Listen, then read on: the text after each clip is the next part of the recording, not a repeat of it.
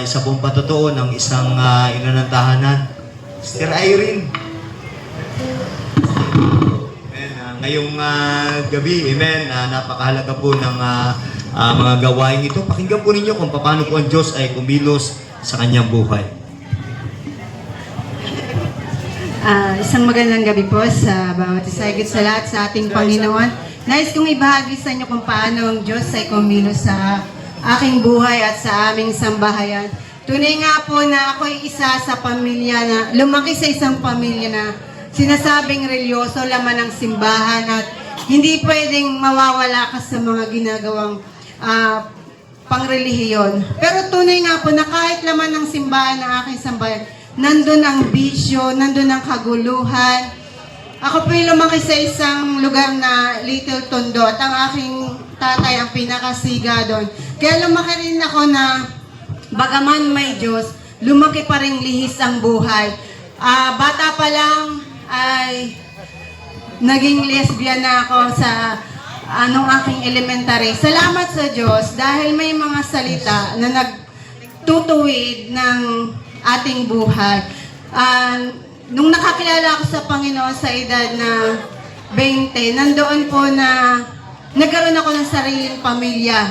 At sa aking sariling pamilya, doon sa aking tahimik na panalangin noon, nasabi ko, nawa pag ako'y nagkaroon ng sa tamang edad, na magkaroon ako ng pamilya, ay yung hindi na nila makagisnan ng magiging anak ko ang nakagisnan ko sa sambahayan. Salamat sa Diyos, may mga ganitong pangangaral na nung una hindi ko pinapansin, pero sa biyaya ng Diyos, binigyan niya na ako ng puso na handang makinig at magpatuwid sa pamamagitan ng salita ng Diyos na naaayon sa salita sa Biblia. At hindi lang po ako ang nabagaw, kundi ang aking sambayan, maging ang aking mga anak, lumaki na hindi nakagisnan ko ano yung nakagisnan ko na kaguluhan. Kaya ang Diyos po talaga ay nagbabago ng buhay. Kaya sa Diyos po ang kapurihan. Pakinggan niyo po ang mensahe ng awitin.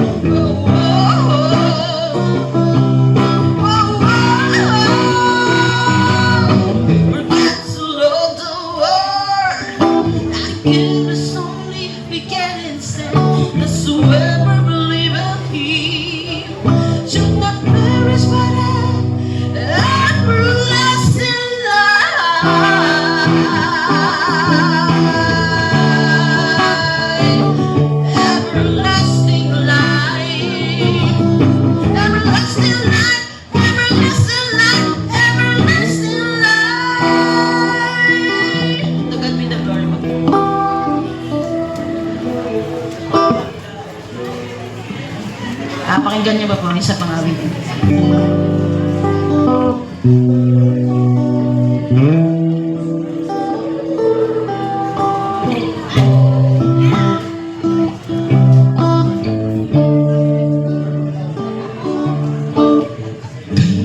pa ibibigay ang buhay mo't lakas na sa'yo na nagbigay ng buhay na wagas? Ang pangalan niyang banal, kailan itatanya? Kung wala ang pagkakataon, huli na ang lahat. Kailan pa ibibigay ang buhay ng lakas na sa'yo na nagbigay ng buhay na wagas? Ang pangalan niyang banal, kailan itatanya? Kung wala ng pagkakataon, huli na ang lahat. At kung ang araw mo'y lumipas na, makuha mo pa kaya siya'y mapaglingkuran? Oh, kailan pa kaya maglilingkod sa Diyos? Kung hindi ngayon, kailan pa? Kailan pa ibibigay ang buhay mo lakas na sa'yo na nagbigay ng buhay na wagas? Ang pangalan niyang banal, kailan itatanya? Kung wala ng pagkakataon, huli na ang lahat. At kung ang araw mo'y lumipas na, makuha mo ba kaya siya'y mapaglingkuran? Oh, kailan pa kaya maglilingkod sa Diyos? Kung hindi ngayon, at kung hindi ngayon, kung hindi ngayon, kailan pa? At kung ang araw mo'y lumipas na, makuha mo pa kaya si Jesus ay mapaglingkuran?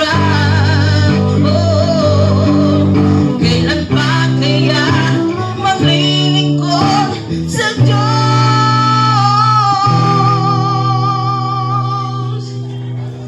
Kung hindi ngayon, at kung hindi ngayon, kung hindi ngayon, kailan pa?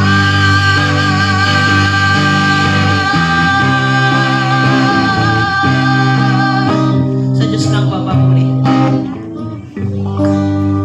And kaibigan, kailan ka pa maglilingkod sa Diyos? Kapag huli na ba ang lahat?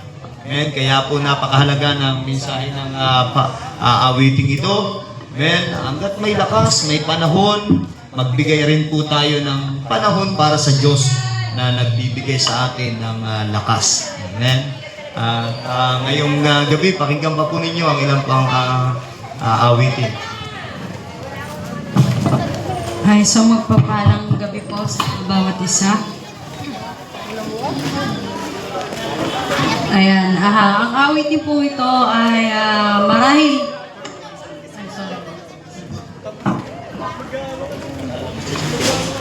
Marahil ang kantang ito ay naririnig niyo po sa mga establishmento, kaya sa video okay. Minsan pag may nagiinuman, may kumakanta nito. Pinasikat po ito ng Aegis. Ito po yung kantang Jesus. Pero nawa po ay higit pa sa kanta na popular ay makuha natin yung kahulugan at ibig sabihin po ng kanta ng Jesus. Excuse po. Ayan, tulungan po kami, ako ng Panginoon, at pakinggan niyo po ang mensahe ng awitin. Hindi man po kami mga profesional, ito po ay aming ginagawa para sa kalooban ng Panginoon at pagpalain po nawa lahat ng nakakapakinig.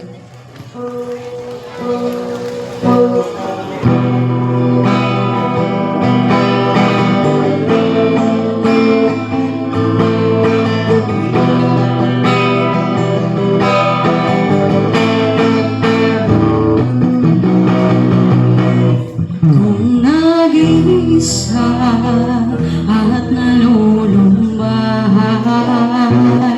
dahil sa hirap mo tinataglay, kung kailangan mo ng karamay, tumawag ka at siya'y naghihintay. Siya ang iyong kailangan sa bigay.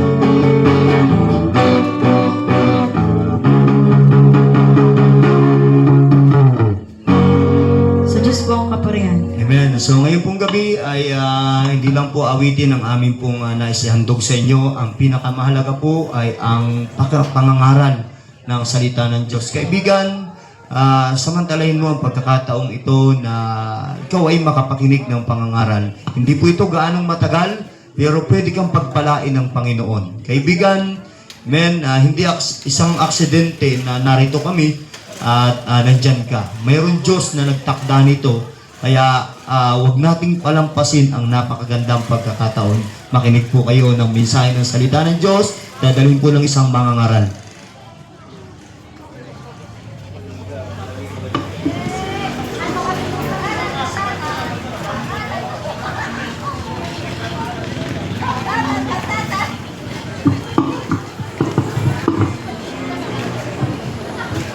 Hello. Amen. Isang mapagpalang gabi po sa bawat isa na naaabot po ng tinig nito. Ang biyaya at pagpapala po ng Diyos ay matanggap po natin ngayong gabi sa pamamagitan po ng salita ng Diyos na ating mapapakinggan. Ito po ay napakahalaga sapagkat si Jesus Christ mismo ang nagsabi, hindi lamang sa tinapay maaring mabuhay ang tao o sa pagkain, pampisikal, ganun din po, kailangan din ng tao ang salita ng Diyos. At ngayong gabi, mga kaibigan, naunawaan po namin ang kalagayan ng marami. Tayo po ay busy sa ating po mga paghahanap buhay, dala ng pangangailangan. Kaya ang marami po sa atin ay hindi na halos makasimba o makapag-aral, makapakinig ng salita ng Diyos.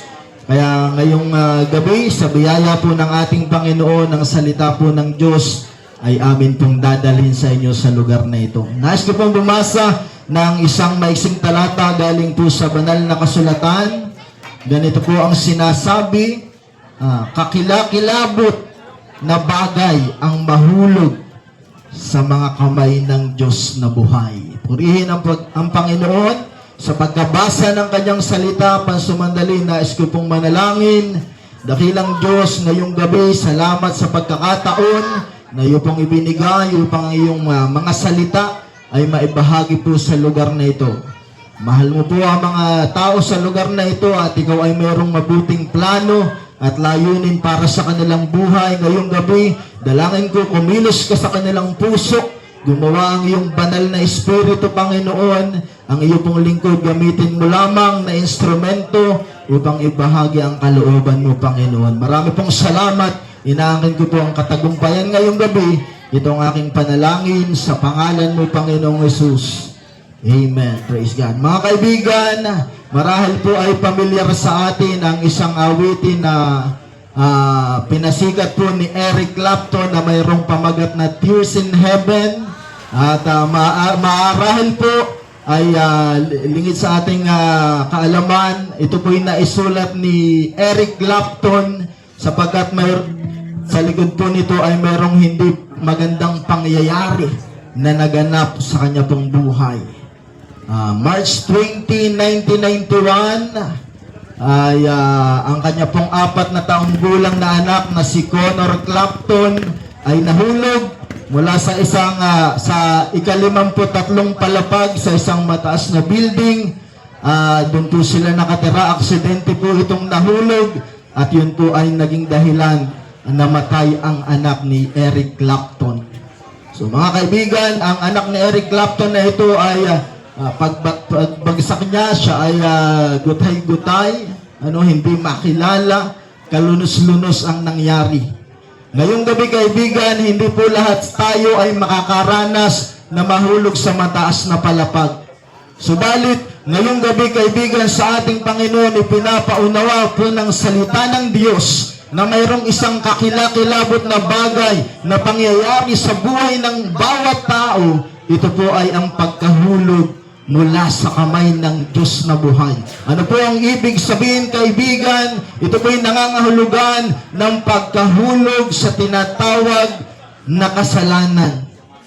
At ngayong gabi, kaibigan, sa ating Panginoon, ang katotohanan po, ang bawat isa po sa atin ay hindi po lahat mahuhulog sa mataas na palapag.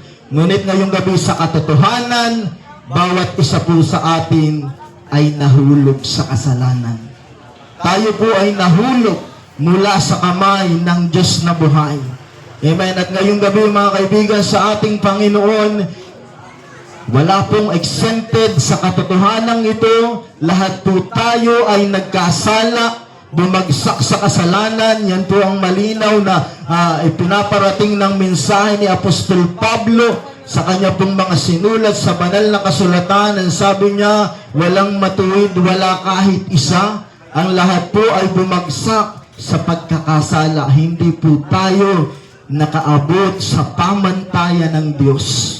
Amen. Yan po ang katotohanan na dapat nating maunawaan ngayong gabi, kaibigan, sa ating Panginoon. Sabi pa ng banal na kasulatan na kung sinasabi natin na tayo ay hindi nagkasala, ginagawa nating sinungaling ang Diyos. Kaya kaibigan, amen, ako po aminado na ako po isang tao na nahulog po sa tinatawag na kasalanan. At ngayong gabi, hindi maitatanggi ng sino man, lahat tayo ay nahulog sa kasalanan.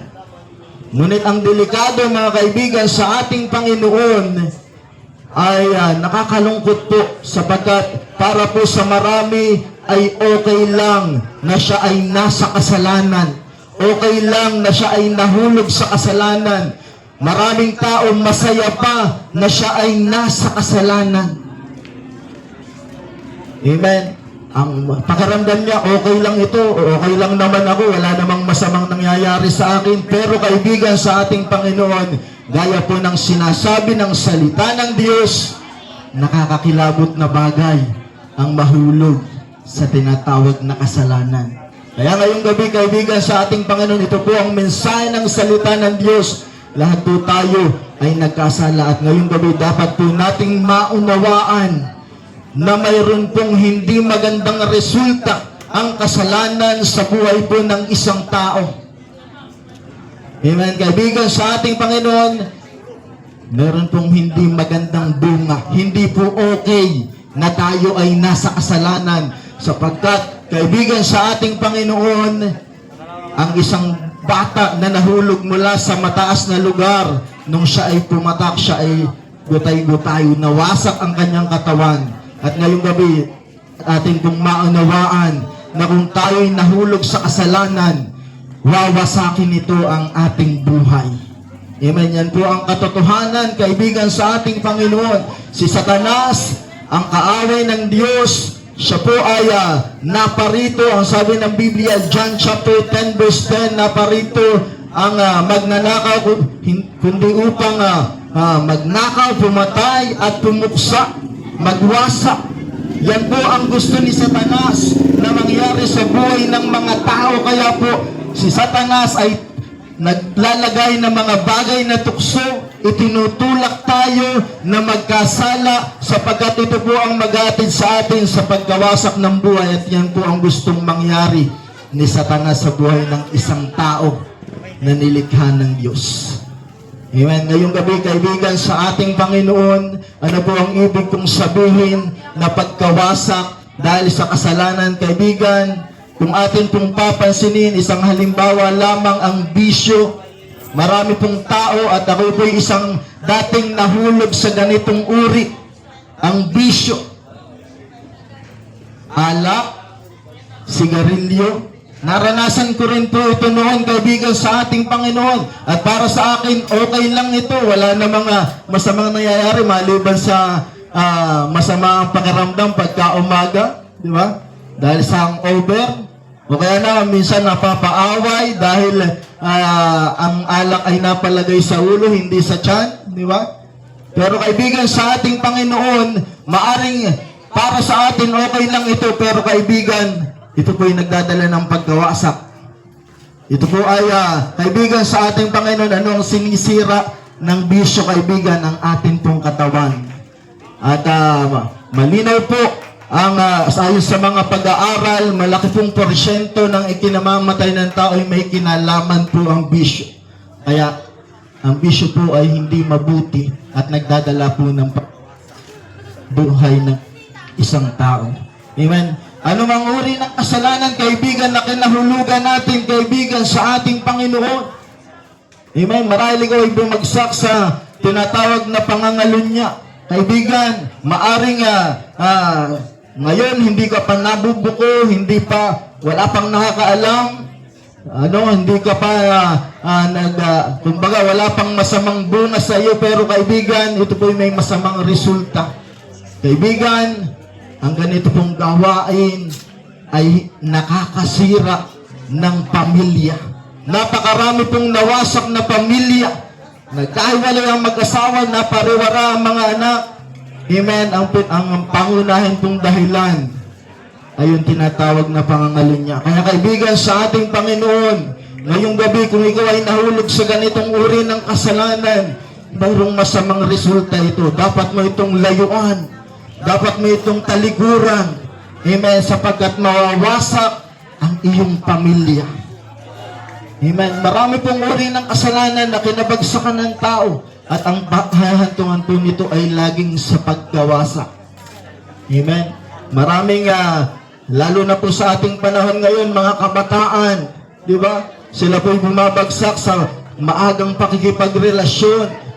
Ginagawa ang mga bagay na gawain ng mag-asawa lamang, ginagaya na nila, kaya marami po'y maagang nabubuntis.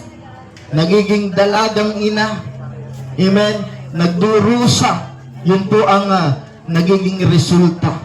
Amen. Kaya, kaibigan, hindi po talaga mabuti ang nagiging resulta ng kasalanan sa buhay ng isang tao. Kaibigan, sa ating Panginoon, ito po ay isang kaibigang paalaala. Amen. Mayroon pong masamang resulta ang kasalanan sa ating pong buhay. Amen. At ngayong gabi, kaibigan, sa ating Panginoon ay ano pa ang ginagawa ng kasalanan sa buhay ng isang tao? Hindi lamang po physical na pagkawasak ang mararanasan po natin. Ang kasalanan po yung nagdudulot ng pagkawasak na eternal. Ano po ang ibig kong sabihin? Ang pagkapahamak po ng kaluluwa. Amen. Ito po ang pangunahing layunin ni Satanas kung bakit ang tao ay dinadala niya sa pagkakasala, sapagkat ayaw ni Satanas na ang Diyos ay makasama mo doon sa langit. Gusto niya ikaw ay mapahiwalay at makasama niya doon sa impyerno. Ang sabi po ng Biblia, ang kabayaran po ng kasalanan ay kamatayan. Hindi lamang po ito pang physical, ang tinutukoy din po dito ay pang-spiritual o walang hanggang pagkahiwalay sa Diyos o yung tinatawag na pagpunta ng kaluluwa sa impyerno. Kaya kaibigan, narito po ang ilang paalaala, mga bagay na kahihinatnan ng isang tao kung siya'y nahulog sa tinatawag na pagkakasala. Ngunit ngayong gabi, kaibigan, sa ating Panginoon, kung mapag-isip-isip mo sa iyong sarili, ako ngayon nahulog sa kasalanan, tama ang sinasabi ng mga ngaral, nasisira ang aking buhay. Amen. Nagugulo ang aking pamilya, magulo ang aking buhay ngayon dahil ako'y nahulog sa kasalanan. Amen. Kaibigan, ngayong gabi, hindi pa huli ang lahat. Mayroong pag-asa sa atin pong Panginoong Hesus, sapagkat ang sabi po ng banal na kasulatan, kung si Satanas ay naparito upang magwasak ng buhay ng tao, si Jesus ay naparito upang magkaroon tayo ng ganap na buhay. Mayroon pong kaayusan. Amen. Ngayong gabi, kung sinira at winasak ng kasalanan ng iyong buhay, mayroong pag-asa, sapagkat ang Panginoong Hesus ay nag-aayos ng buhay, nag-aayos ng sirang pamilya. Kaibigan, sa ating Panginoon, ngayong gabi, kaya naririnig mo ang pangangaral na ito, sapagkat mahal ka ng Diyos. Kung nasira ang iyong buhay dahil sa kasalanan, ngayong gabi, ang mensahe ng salita ng Diyos, nais ka niyang tulungan ngayong gabi. Nais niyang ayusin ang iyong buhay, nais niyang ayusin ang iyong pamilya, nais niyang alisin ang mga kaguluhan sa iyong isipan. Amen. Yan ang nais ng Diyos, kaibigan, sa ating Panginoon. At higit sa lahat, ngayong gabi, ang nais ng Panginoon ay hindi mapahamak ang iyong kaluluwa. Ang nais ng Panginoon, ikaw ay kanyang makasama doon sa kanyang kaharian. Mga kaibigan, sa ating Panginoon, hindi po sapat na kilala natin ang Diyos. Hindi sapat na gusto nating mapunta sa langit, kaibigan, sa ating Panginoon. Kung tayo po'y nasa kasalanan at abutan tayo ng kamatayan, at tayo nakasadlak sa kasalanan, yun po ay magdadala sa atin sa kapahamakan. Ngunit kaibigan, mahal tayo ng Diyos. Ayaw ng Diyos na tayo mapahamak. Kaya po sabi kanina doon sa awitin, yun po'y kinuha sa mga, ito sa inawit ng aking asawa kanina, yun po'y kinuha sa banal na kasulatan, mga talata po yun sa Biblia. Sabi po doon sa kanyang kinanta, sapagkat gayon na lamang ang pag-ibig ng Diyos sa sanlibutan, kaya niya ibinigay ang kanyang bugtong na anak upang ang sino man sa kanya ay sumampalataya ay hindi mapahamak, kundi magkaroon ng buhay na walang hanggan. Narito po ang pag-ibig ng Diyos, kaibigan, sa ating Panginoon. Oo, lahat tayo nahulog sa kasalanan, lahat tayo karapat dapat parusahan, lahat tayo karapat dapat na maimpyerno dahil tayo nagkasala. Pero kaibigan, kinuha ni Jesus ang ating kalagayan. Yung ating kasalanan ay kanyang pinasaan sa pamamagitan ng krus. Ang parusa na dapat ay ipataw sa atin, inako na niya ito, kaibigan, sa ating Panginoon. Dahil mahal ka ng Diyos, ayaw niya na ikaw ay mapahamak at mapunta doon sa impyerno. Ganito kabuti ang Diyos na aming ipinapangaral ngayong gabi. At ito ang nais niyang mangyari sa iyong buhay. Nais niyang maging maayos ang iyong buhay sa mundong ito. May kapayapaan, may tunay na kagalakan, maayos at buo ang pamilya. Amen. Ito ang nais ng Panginoon. At nais din niya na ikaw ay magkamit ng buhay na walang hanggan, ng kaligtasan ng iyong kaluluwa. Ngayong gabi, kaibigan, sa ating Panginoon, hindi ko na po kahahabaan ng pangangaral na ito. Naunawaan mo po ang aking sinasabi, kaibigan, sa ating Panginoon. At ngayong gabi, nakilala mo yung sarili, ikaw ay malayos, ikaw ay nahulog sa kamay ng Diyos, ikaw ay nagkasala. At nakikita mo ngayon, marahil naunawaan mo ang resulta ng kasalanan sa iyong buhay. Ngayong gabi, nais mo na makaalis sa ganyang kalagayan. Kaibigan, kung ang pagkahulog po sa building ay tila kukunti ang nakakaligtas o wala nakakaligtas. Pero ang pagkahulog po sa kasalanan, kaibigan, sa ating Panginoon, mayroong ginawa ang Diyos, mayroong biyaya ang Diyos. Gusto niya tayong sagapin ngayong gabi. Sapagkat si Jesus, nais niya tayong iligtas. Kaya ngayong gabi, kaibigan, sa bawat naaabot po ng tinig na ito, amen, nais mo na ikaw ay sagipin ng Panginoon sa iyong hindi magandang kalagayan sa iyong buhay dulot ng kasalanan. Nais mo na ikaw ay magkaroon ng kaligtasan. Ngayong gabi, bakit hindi mo tanggapin ang Panginoong Hesus sa iyong buhay? Siya ang iyong kailangan upang makaalis ka sa hindi mabuting kalagayan dulot ng kasalanan. Nais kang palayain ni Jesus sa kasalanan kagaya ng ginawa niya sa aming buhay. Kami rin po'y dating nahulog sa kasalanan. Subalit nung makilala namin ang Panginoon, tinanggap namin siya sa aming buhay, binago niya ang aming buhay. Dating makasalanan, tinutulungan niyang lumakad sa kabanalan. Dating mga kandidato sa pagpunta sa impyerno dahil sa kasalanan, ngayon ay lumalakad na mayroong biyaya ng kaligtasan ng ating Panginoon, sapagkat ito ang plano ng Diyos. Hindi lamang sa amin, maging sa iyong buhay, kaibigan. Ngayong gabi, nais mo ba ito? Pagbabago ng buhay, pagbabago ng sitwasyon ng buhay, kayang pihitin ng Diyos ang takbo ng buhay mo, kaibigan, sa ating Panginoon, at kaya kanyang iligtas. Kung nais mo ito, ngayong gabi, maaari mong itaas ang iyong kanang kamay bilang tanda at pagsasabi, ako mangangaral, gusto kong maranasan ang sinasabi mo, gusto kong mabago ang takbo ng aking buhay, gusto kong makalaya sa kasalanan, at higit sa lahat, gusto kong mapunta sa langit. Ikaw yan, kaibigan, itaas mo ang iyong kanang kamay, tanggapin mo si Jesus ngayong gabi. Sino po ang nagnanais? Salamat po sa kamay na yan. Sino po? Ikaw, Brad, nais mong tanggapin ang Panginoon. Salamat. Nakikita ka ng Panginoon. Salamat, ate. Nakikita ng Panginoon, may gagawin sa inyong buhay. Kayo po dyan, nais yung tanggapin ng Panginoon. Amen. Praise God. Sino pa po? dito po sa bandang kanan, nais mong tanggapin ng Panginoong Yesus.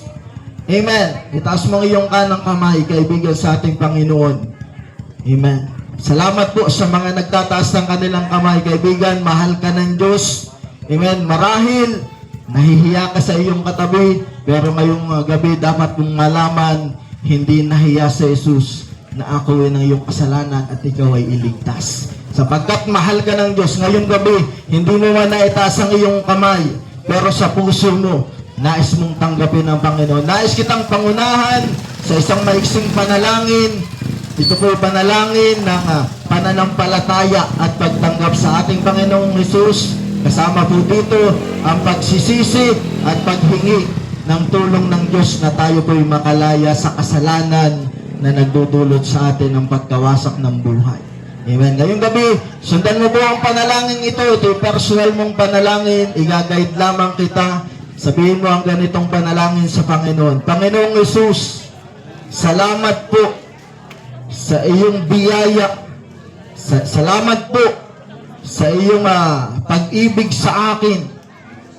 Sa kabila na ako'y nagkasala, ako'y iyong pinahalagahan at nais mo na mabago ang aking buhay. Ngayong gabi, ako po'y humihingi ng kapatawaran sa mga kasalanan na aking nagawa. Simula nang ako'y magkaisip hanggang sa oras na ito. Patawarin mo po ako at linisin. Ngayong gabi, binubuksan ko ang aking puso. Inaanayahan kita na pumasok at maghari. Simula ngayon, ikaw na ang manguna sa aking buhay. Tinatanggap kita bilang aking Panginoon at tagapagligtas. At simula po sa oras na ito, tulungan mo ako na makapamuhay ayon lamang sa iyong kalooban. Ngayong gabi, hinihingi ko rin po na isulat mo ang aking pangalan sa aklat ng buhay upang sa muli mong pagbabalik ay makasama mo ako sa iyong kaharian. Salamat po sa pagpapatawad. Salamat po sa kaligtasan na iyo pong ipinagkaloob sa akin ngayong gabi. Ito po ang aking panalangin sa pangalan mo, Panginoong Hesus. Amen. Praise God. Kung sinundan mo ang panalangin ito, kaibigan, sa ating Panginoon ngayong gabi, ay may mga bagay na nangyari sa iyong buhay. Unang-una, ikaw ay pinatawad ng Diyos sa iyong mga kasalanan. Amen. Sapagkat sabi ng Biblia, kung ipapahayag mo yung kasalanan, tapat at banal ang Diyos na ikaw ay kanyang patatawarin. Tunay na pinatawad ka na ng Diyos ngayong gabi. Ano pa nangyari sa iyong buhay ngayong gabi? Nagkaroon ka ng maayos na relasyon sa ating Panginoon. Sapagkat ngayong gabi, ikaw ay inaari ng anak ng Diyos. Sabi ng John chapter 1 verse 12, sino mang tumanggap kay Jesus ay pinagkalooban ng karapatan na maging anak ng Diyos. At ngayong gabi, kung ikaw ay anak ng Diyos, ikaw ay tagapagmana ng kanyang kaharian. Tagapagmana ka ng buhay na walang hanggan doon sa langit. Ito po ang natanggap mo ngayong gabi, kaibigan, sa ating Panginoon. At ngayong gabi, nais ko po kayong ipanalangin. Huwag nyo nang sundan ng panalangin ito. Mananalangin po ako para sa inyo. Panginoon, salamat ngayong gabi sa iyong mga salita. Salamat sa mga tao na nakinig, lalo na po sa mga tumanggap sa iyo. Dalangin ko po, pumilos ka sa kanilang buhay, lalo ka pa nilang makilala, at lalo pa silang mapalapit sa iyo. Pagpalaan mo po ang buhay ng bawat isa, ang kanilang mga hanap buhay, ang kanilang mga kalusugan. Pagpalaan mo po sila, ang kanilang mga pangangailangan na iyo pong katagpuin. At higit sa lahat, kaibigan, Panginoon, pagpalaan mo po ang iyong mga salita na kanilang narinig. Ito po hindi lamang nila narinig, ito po makapangyarihang kumilos sa kanilang buhay. Ang hindi ko po nagawa, ikaw na po ang magpuno para sa kanila, Panginoon. Pagpalaan niyo po ang bawat isa. Ito po ang aking panalangin sa pangalan ng Jesus. Amen. Amen. Salamat sa Diyos pagkat tayo po ay inabot ng salita ng ating Panginoon. Nakapakinig po tayo ng pangangaral. Ito po ay nagdadala sa atin ng dagdag na kaunawaan. Nagpahatid rin po ito sa atin ng napakahalagang paalala. Kaibigan, ang gawain pong ito ay sa pagtataguyod ng The Potter's House Christian Fellowship Ministry. kung nais po ninyo na lalo pa kayong makapagpatuloy, lumago sa kalooban ng Panginoon, kami po ay handa pong makipagtulungan sa inyo. Ang aming pong church ay aming pong ipinag-iimbita. Hindi po namin ipinagpipilitan, subalit aming ipinag-iimbita. Kung nais po ninyong makibahagi sa mga Kristiyanong pagsamba, kami po yung nagsasagawa nito sa aming lugar, ang The Potter's House Christian Fellowship Ministry. Ito po yung matatagpuan ninyo sa Barangay Sabang, sa Pilego Street, sa tapat lamang po ng Red Cross Lipa. Amen. Kami po yung nagkakatipon doon tuwing linggo ng umaga, alas 9:30 ng umaga, at nag-aaral po kami ng salita ng Diyos. May pagtuturo sa mga bata, kaya napakahalaga po na ang mga bata ay maturuan ng salita ng Diyos. Napakagandang pundasyon po niyan. Marami pong kabataan, marami pong bata ngayon, bata pa kung ano-ano nang pinagagagawa. No? Bakit po? Sapagkat hindi na mulat sa salita ng Diyos. Marami po, bata pa lang, napakagaling ng magmura. Bata pa lang, sinungaling na. Ano, may napanood pa nga po kami sa Facebook. Batang ilang taon pa lang yun, 3 taon o 4 na taon, rape ng 8 taong gulang na bata at 12 taong gulang na bata. No? Nakakalungkot po. Bakit po nangyayari ang ganito? Ano? Ang isa po sa malaking dahilan niyan, nawawala po ang banal na pagkatakot sa Diyos. Kaya kaibigan, sa aming pong lugar, nagtuturo po kami sa mga bata. Ano po? Mayroon pong pagtuturo sa mga bata at ganoon din po sa mga adult. Ano? At kami po'y sumasamba sa Diyos. Ang oras po ng aming ginagawang pag-aawitan sa Panginoon, alas 10:30 po ng umaga ng linggo, hanggang alas 11:30 ay tapos na po ang gawain ng Panginoon. Meron din pong gawain sa hapon, tuwing linggo po ng hapon, alas 6:30, at nagsisimula po ang awitan hanggang alas 7:30 ng gabi, ay meron pong ginagawang pagsamba. Ulitin ko po, ang aming pong lugar ay inyong matatagpuan sa Barangay Sabang, Pilego Street, tapat lamang po ng Red Cross Lipa. Makikita po ninyo doon ang The Potter's House Christian Fellowship Ministry. Kami po'y handang makipagtulungan. Pinag-iimbita namin ang bawat gawain. Hindi po kami namimilit, subalit nais namin na kayo po'y makasama namin sa ginagawa po namin pagsamba. Amen? At kami po'y nananalangin din sa mga may karamdaman. Amen? At libre po namin yung ginagawa. Baka po ngayong gabi, bago po kami lubusang magpaalam, baka mayroon pong nagnanais na maipanalangin ka. Mayroon kang karamdaman, mayroon kang suliranin sa buhay, gusto mo ng prayer. Kami po ngayong gabi ay nag-aalay ng panalangin sapagkat kami naniniwala na ang Diyos po na aming ipinapangaral ay Diyos na makapangyarihan at hindi po siya nagbabago. Siya ang noon, ngayon at magpakailanman. Maaari po kayong lumapit dito at nais po namin kayong ipanalangin. Habang kami po'y naghahanda ng aming mga gamit, habang nandito pa kami, maaari po kayong lumapit kung gusto po ninyo ng panalangin. Muli po, kami nagpapasalamat sa Diyos, sa kanyang biyaya at pagkakataong binigay. Nagpapasalamat din kami sa ating pong mga namiminuno sa ating pong lungsod ng Lipa at sapagkat maayos at malaya pong naipapangaral ang salita ng ating Panginoon. Kami po'y nananalangin para sa ating bansa, sa ating lungsod ng Lipa. Pinagpipray po namin ang mga nanunungkulan sa ating pong lungsod na sila'y ingatan at pagpalain ng ating pong Panginoon. So muli po, sa aming pong pagtatapos, ang gawain ito ay sa pagtataguyod ng The Potter's House Christian Fellowship Ministry na inyo pong matatagpuan sa Barangay Sabang, Pilego Street, sa tapat lamang po ng Red Cross Lipa. Amen. Mapagpalang gabi po sa inyo. Tayo po ay mananalangin muli sa pagtatapos ng gawain ito.